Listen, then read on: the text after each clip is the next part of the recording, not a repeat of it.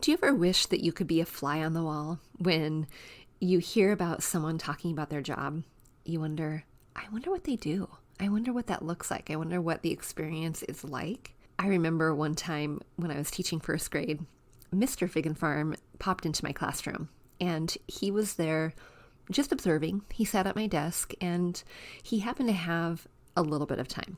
He wasn't doing anything other than watching the magic happen, is what he would call it.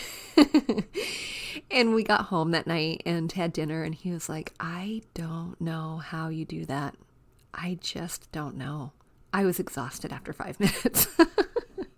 And you know what? If you are a first grade teacher, an elementary school teacher, a middle school teacher, a high school teacher, first of all, bless you. We so appreciate what it is you do for our kiddos, our communities, what it is you do for all of them. But bless you to the first grade, the early elementary teachers, because I tell you what, that job felt like I was an actress. Seriously. Now, if you're an actress and you're thinking, yeah, right, whatever. No, seriously. I remember all those times when I would not feel it. I would not feel like working during the day. And there are times if you had a desk job, no biggie. You can just kind of be in your grumpy little mood and you have the cloud over you and it was not a big deal. But when you have 20 little faces looking at you with hopeful expectation for what's to come, you can't fake it. You cannot fake it. And you have to be on all day long. So, yep, I was an actress at one point in my life, in one point in my career. Okay, I'm digressing. I'm not going to take you back on that journey of first grade teaching. I'm not going to do that, but I am going to take you as a fly on the wall in a conversation I had on a Decorating S.O.S. coaching call. I had this coaching call recently with Tiffany, who really approached her home as feeling meh. And she is busy. When she rattled off all of the things that she is doing, the business she is growing, wow, I thought I was busy. That pales in comparison to what she's doing. And she really wanted her master bedroom to feel like a retreat, to feel like a calming, peaceful presence. And when I asked her how it felt, she said, it's fine. It's fine. And fine is okay. But fine sometimes cannot be good enough. And so I am coaching Tiffany in our Decorating S.O.S. call for how we can break through that and take it from fine to something a little bit more spectacular, a little bit more fitting for her and her family. Now, sometimes coaching calls, we don't solve the whole problem in one call. Sometimes we have to come back and have another conversation, or sometimes that first coaching call is enough to get you started. There's so many ideas brewing and flowing, and Tiffany can take the video of our call and she can take the notes I sent her and she can get to work and she's going to do fantastically. But sometimes there's a follow-up that needs to happen. Okay, I got the things, I made the changes, and then I'm ready for the next step. And that's the real beauty of the Decorating S.O.S. coaching calls, because you are going to be different than Susan down the street and Tammy across town and Rhonda in the next state over. You're going to be different, and your needs for your space are going to be different.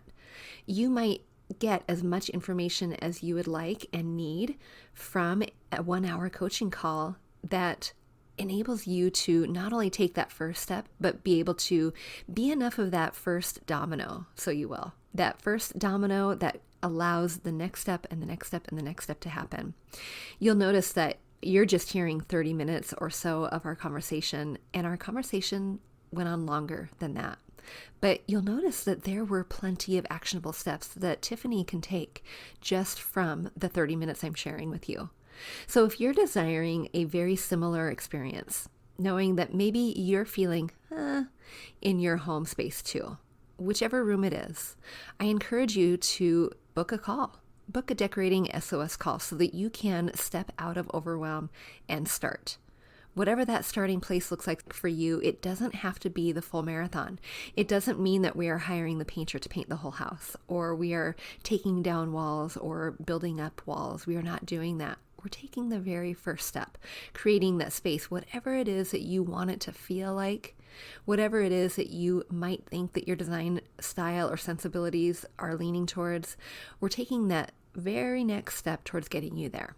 So if you would like help with that, reach out. I'll put the link below in the show notes so that you know how to book that call. And I only open up 5 spots each month. So if you are interested in getting started and taking that first step, November is open. I encourage you to go to that website, go to that link, and book your call. Once they're full for November, they won't be open again until December. All right, enjoy today's conversation as you are the fly on the wall. We grew up with the phrase, home is where the heart is, but our culture has shifted and now the message is, home should be Pinterest perfect. I'm calling BS on that message. Home, it's not about the stuff, it's about the story. And whether you know it or not, your home is a reflection of you and is already saying something. So what is it that you want it to say? Hey, I'm Danny, a former first grade teacher turned home decorator.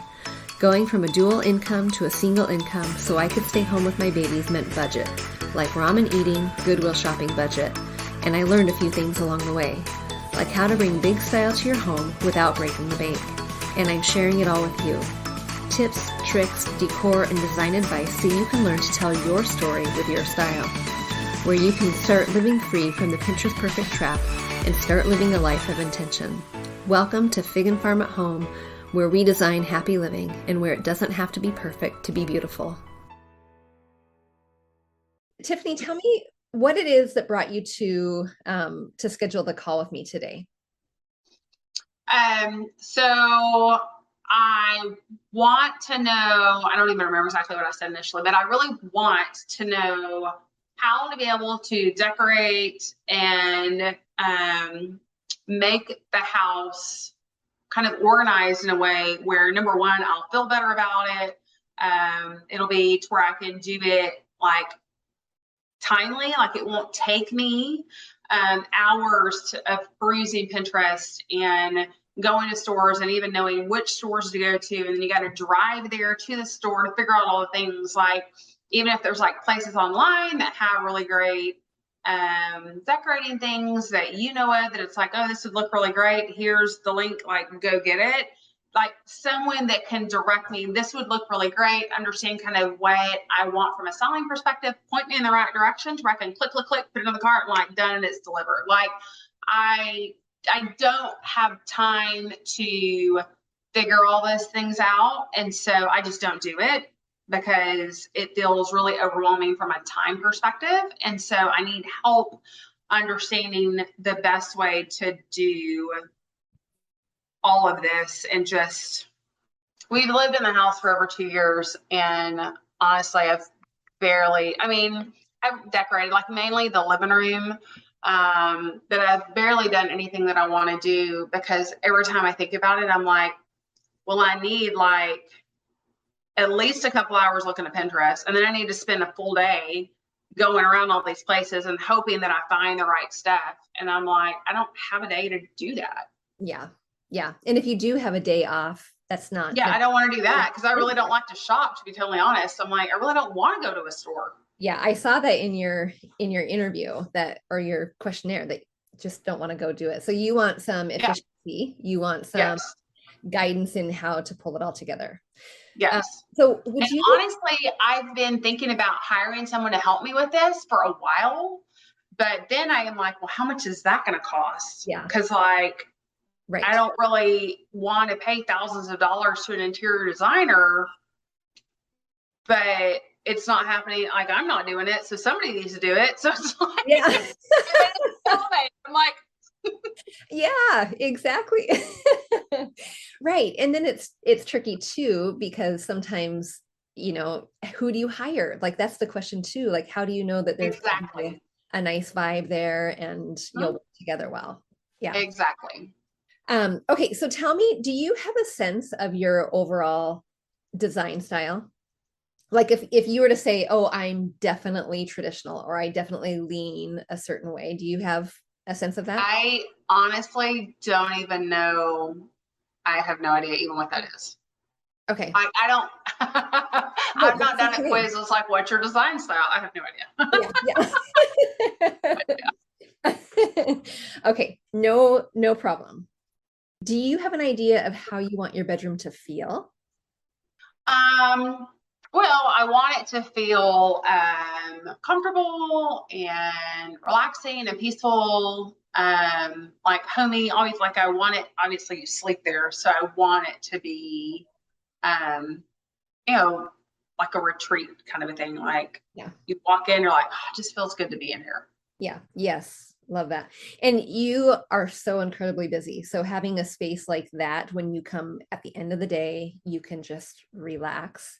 Honestly, I want my whole house to feel that way. I mean, in Yeah. reality, I want it to feel peaceful. I want it to look nice, put together, because I do work from home the majority of the time. And so that space is so important to me to, like, when I look around the house, it feels good because it's where I'm creative. It's where I'm working with clients. It's where I spend almost all of my time. Which is why when we bought this house a couple of years ago, it was a really big deal because I've been working to get to the point where we could do this because it's like I'm here all the time. Right. Like trust me, I've lived in a variety of different homes. And none of them have ever been as nice as this house. I've lived in plenty of houses where they were less than stellar, and that's honestly being really generous, right? Like I've done that, and there have been plenty of times in my life where I had to do that financially.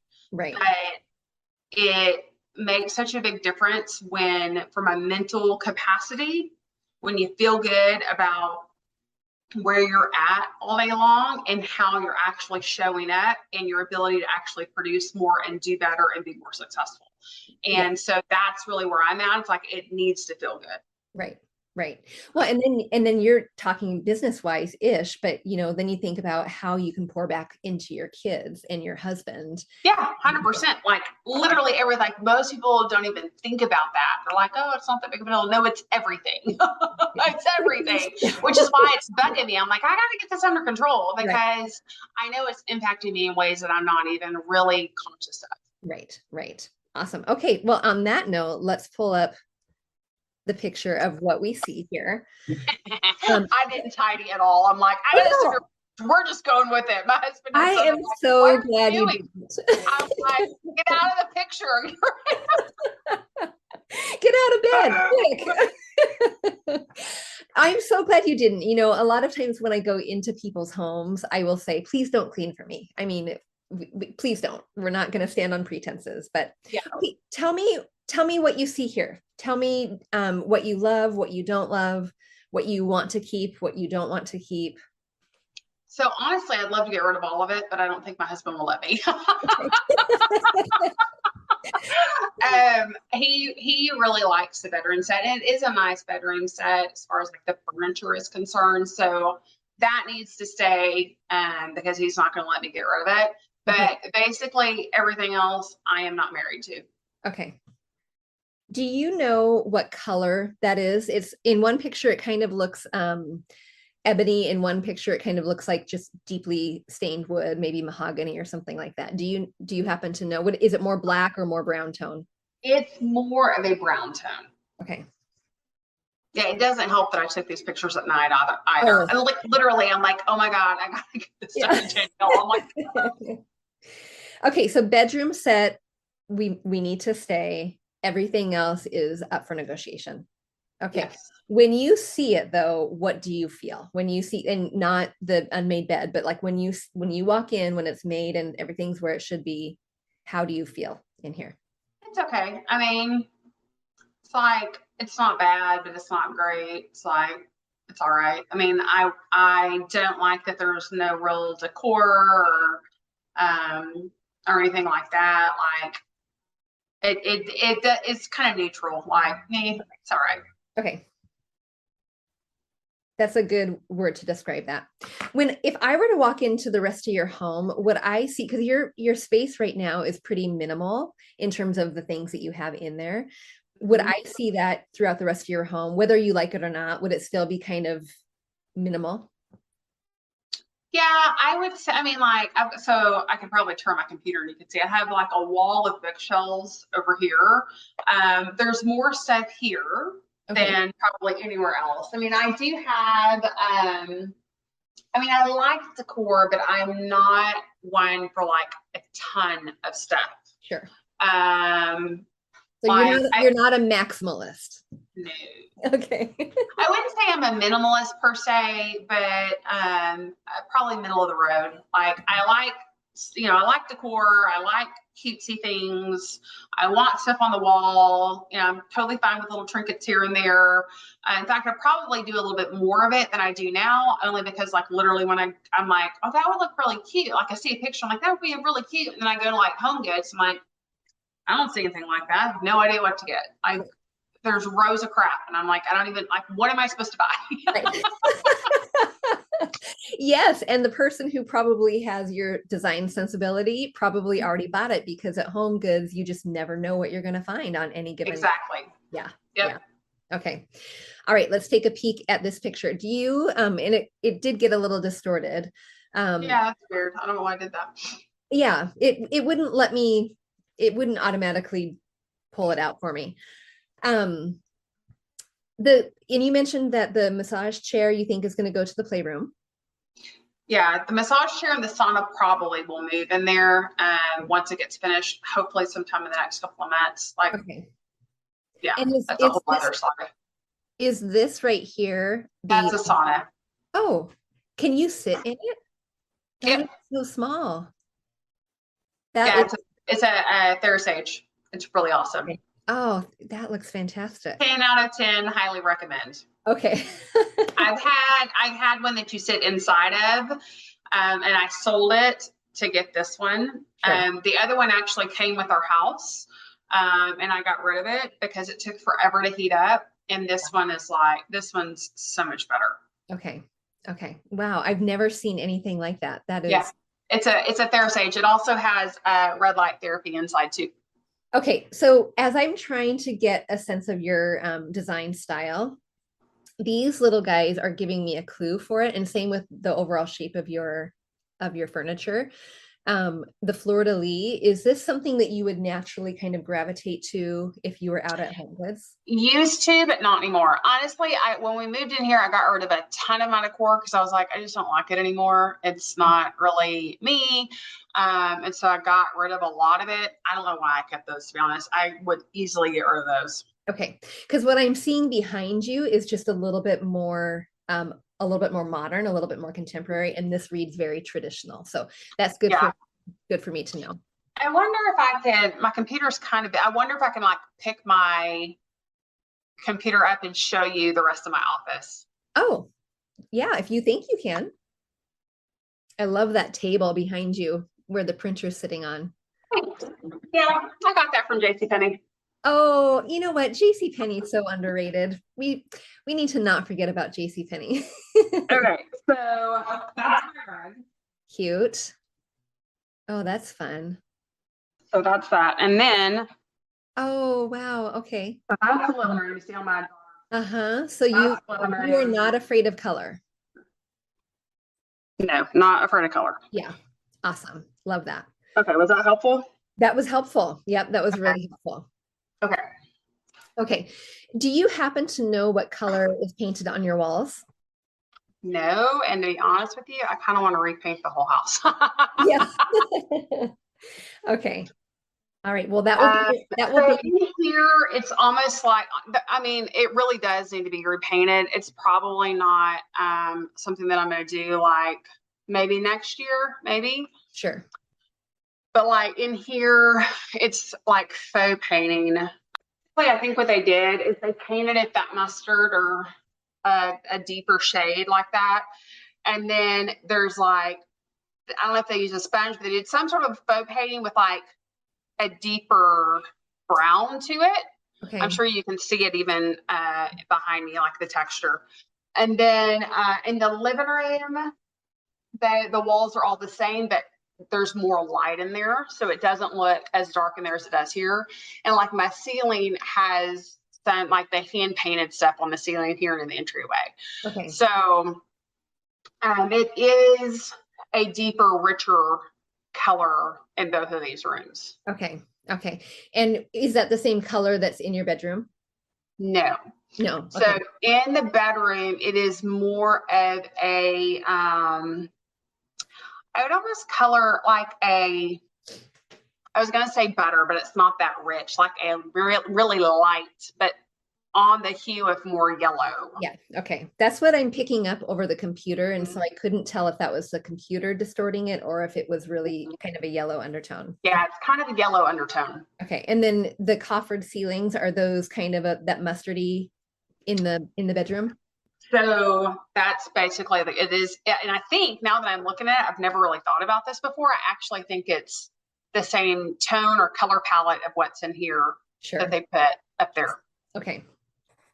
Yeah, if this was a new build, a lot of times that's just the quickest way, just take the same color palette. Well, it was a custom home too. Yeah. And so a lot of the stuff that they did, so I think it was the wife was a designer or something. And so they did a lot of stuff like that. We've got, I think they're 4-inch plantation shutters throughout.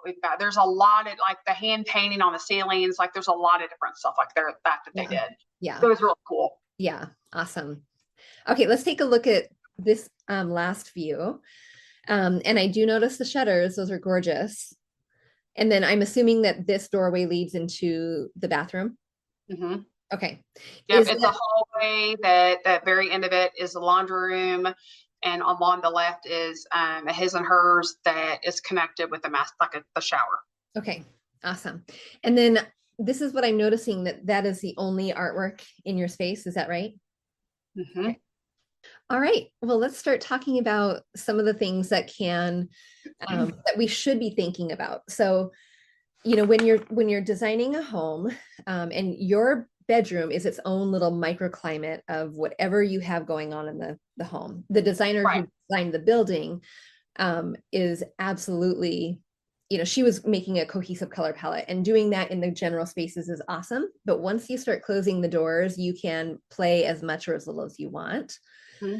One of the things that makes design feel all of those things that you want it to feel, the peaceful, the restful, the comfortable, is when you have, and you see these words here, all of these things into consideration, and many more things too. But so we're going to talk about all of them. So contrasting shapes, colors, warmth, and layers and depth.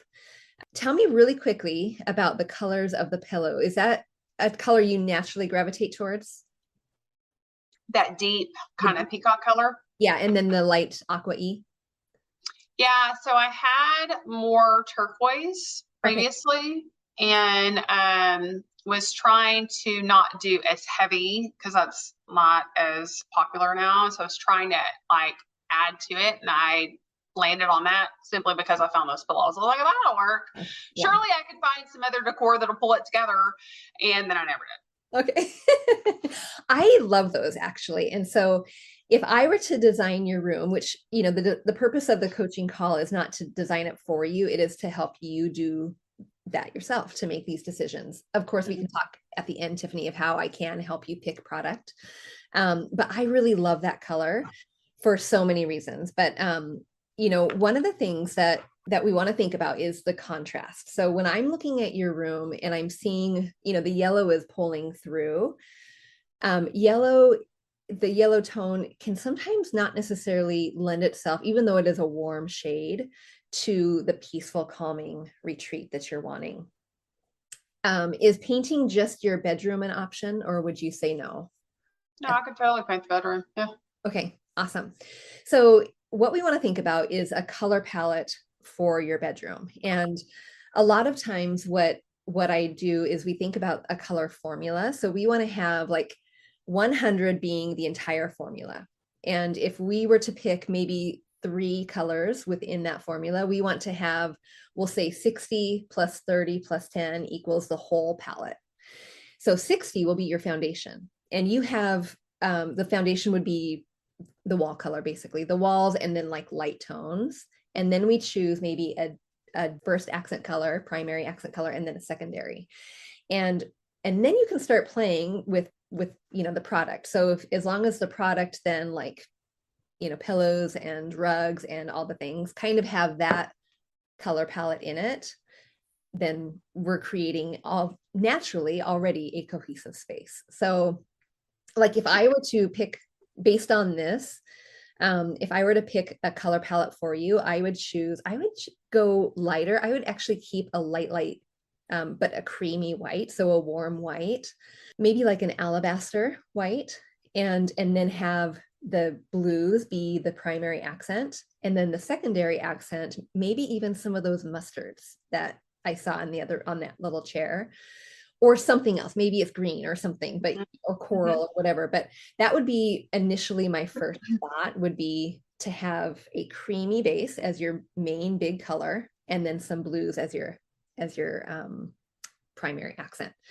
Now, one thing that can happen in a room is that when you have furniture all placed together, like your nightstands and like a set, what happens is that you don't necessarily have contrast. And so even though it's a lovely set, if hubby is or you are willing to trade out those nightstands, maybe put them in the guest bedroom and see what's in the guest bedroom to add a little bit of separation and contrast. Right. And if that is just a flat heck no, that's fine. I could talk him into that. Okay. One other thing to think about, and I have it down here too, is like the shape of things. So if we were to, I used to teach first grade, and so, simple geometry, but if we were to define the things in your room by simple geometry, we would see lots of rectangle, right? The bed, the fireplace, the nightstands, the rug, all of that. So if we can break any of that up or start adding elements that have just a little bit more roundness to it, a little bit more of a different shape, that would be a good thing. So for example, the mirror here, I don't know if that is detachable on the back. Is. But that could be a really nice way to say, we're going to keep the integrity of this really nice dresser, but maybe we're going to remove and replace with a really nice, like a big round mirror. Yeah. And I would say too, because we want to have some contrast in there, that we wouldn't want it to be dark. We wouldn't want it to be as deep. Right. Yeah. I had thought about getting, like, I don't know if it's still in or whatever, but, like the mirrored, side tables for the bed, like the mirrored glass. Yeah. That would be a big contrast between it. And then you could do like a big round, like silver framed. Yeah. That matches mirror. Yeah. And one thing that would really elevate that. So I love that idea. And yes, absolutely. That look is really timeless. One thing that would really elevate the dresser and tie it all together is changing out the knobs. So changing out the knobs to have maybe more. I never would have thought of that. Yeah. And it'll just kind of, so what we want to do is have repeating elements throughout the room, right? So like, just like you mentioned, if you had those glassy side tables, which are gorgeous, that's going to then, like on the other side of the room, you're going to then see that mirror. And so that now we need a third element in order to kind of make it feel like those two things are very intentionally placed within your space. Another option for a color, if you don't want to do kind of a creamy color, is to do something that is in the same lines of the colors of the pillows, but not nearly as saturated. So like if I were to take, for example, that pillow, that deep peacocky pillow, to, we'll say, Sherwin-Williams, have them find the color swatch that you can see, and then go all the way down to the bottom where it is. The bottom one. Yeah. Just a teeny tiny hint of it. And paint the entire room that color? Yeah. And let the white pop. So your white of your shutters will just pop and stand out. And if you did do like the glassy side tables, that is going to be then like sitting a little bit more contrasting with the color of the wall and pop in a different way than it would against white. Yeah, true. So let's go with that idea for just a second. So let's say you choose a light peacocky, the lightest shade you can, and you can even like have them take it to the lowest shade on your paint strip and then tint it even lighter. You can even do that. So it's just a real subtle hint. if we did that and we had the silver glass side tables, now you want to think about what's happening on top of your side tables. So the lamps that are there, having They would that, have to be different. yeah, they would in a contrasting color, and that would be a really great opportunity for you to bring in really deliberately some of that peacock blue, whether it is all fully one color or it has some just in it and some white. But your color palette then would change. So instead of being 60%, we'll say alabaster white, 30% blues, aquas, peacocks, all of that, 10% mustard, it would then switch. And because the foundation of your wall space takes up so much, that would then be change your color palette to be 60%, like that bluish shade. Is that all making sense? Mm-hmm. So in terms of contrast as well, one of the things that I absolutely love about your space is, I mean, your floors are gorgeous. They're very enviable. And you nailed it with contrasting it with a light color rug. And then of course the dark bed sitting on top. What is not contrasting then is the color of your comforter to the floor. Mm-hmm.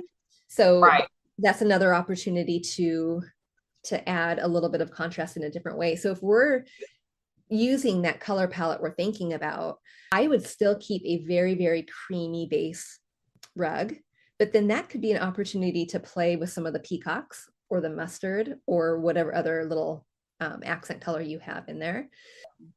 And then, not super, super vibrant because you do want that peaceful feeling, that calm feeling, but that can be an opportunity for it to bring in those colors in another way.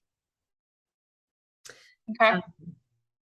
And then, the bedding might work. Is this a light gray or is this a white? It's kind of weird. It's like somewhere between a taupe and a gray. Oh, yeah, like a Yeah. beige. Mm-hmm. Okay. Okay. So if you had, imagine this, of course, it's all right here in my head, but maybe you can imagine that light, super toned down blue shade on your wall. Mm-hmm. Imagine now your bed, the color of it, it's going to pop so much against the color of that.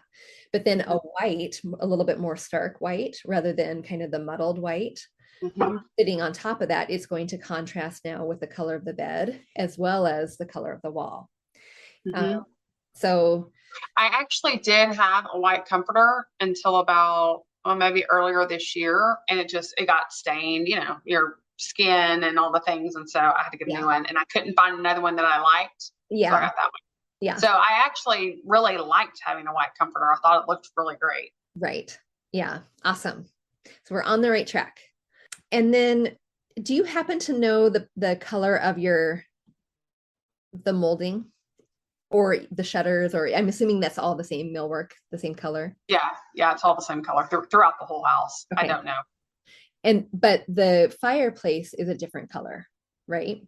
That's the color of the wall, maybe. I think now I gotta go look. I'm like, I thought it was the same. Grabbed a drink while I was at. Oh, good. So good. thirsty. No, it's the same, but it's got shadows, so Okay. it looks like it's darker, but it's not. It's the same color. Oh, Same okay. color as the trim. Yep.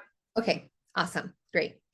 So imagine now that landscape, that wall having the light blue. So then that trim work, the shades, all of that is going to stand out just a little bit more, and allow for just that contrast to take shape, and the contrast then of the furniture to really pop in the room. Mm-hmm. One thing too, that when you're creating a cozy space, you want to think in terms of textures and layers. It not only makes a space feel comfortable and complete, but it can make it feel really, really warm.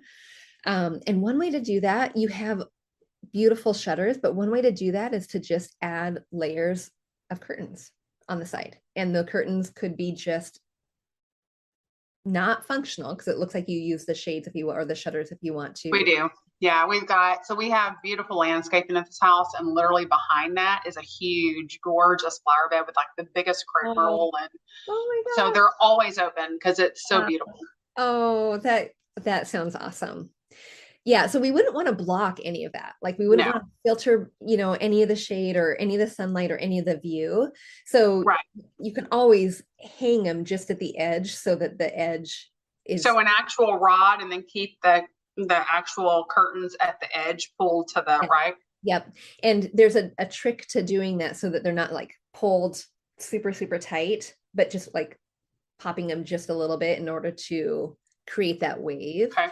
But that will make your space feel a little bit more warm and Mm-hmm. that texture without blocking the beautiful view. Right. Okay.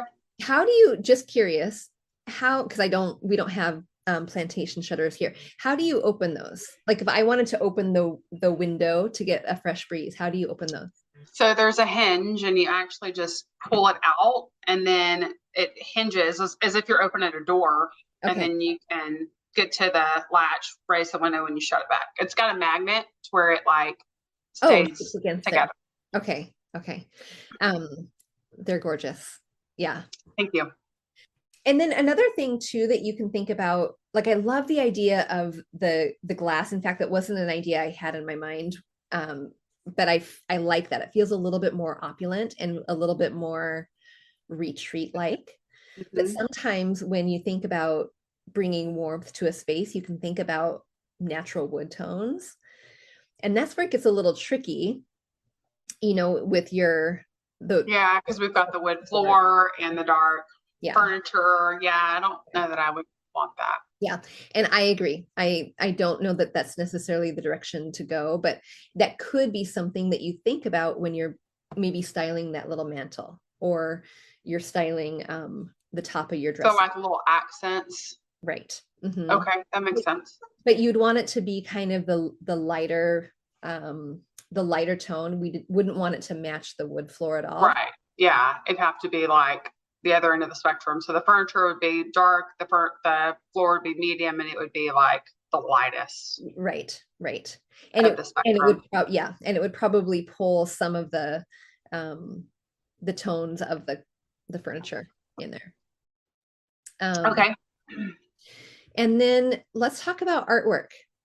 So, the art and the rug are really great opportunities for you to use that color palette we're creating. And friends, we are stopping right there. Our conversation continued for several more minutes, and we created a design action plan for Tiffany to follow. Something that would keep her accountable and bring the desired results that she wants for her space. Because we don't want her to be left with a feeling of meh in her home. She wants to feel peaceful, calm, relaxing, all the things. If this has inspired you to book that call, I encourage you to do so. If it has inspired you to share it with a friend who wants to book a phone call, or to know this is the gift I want to give for Christmas, because you guys, Christmas is coming. Or maybe the gift that you want to ask for Christmas. Decorating S.O.S is an affordable solution to have that designer's eye in your space, giving you actionable steps for you to take on your own timeline and when budget allows. It really is cheaper, probably, than your last trip to Target. So I encourage you to go check that out. The link is in the show notes. All right, everyone, enjoy your day. And until next time, I hope you're well.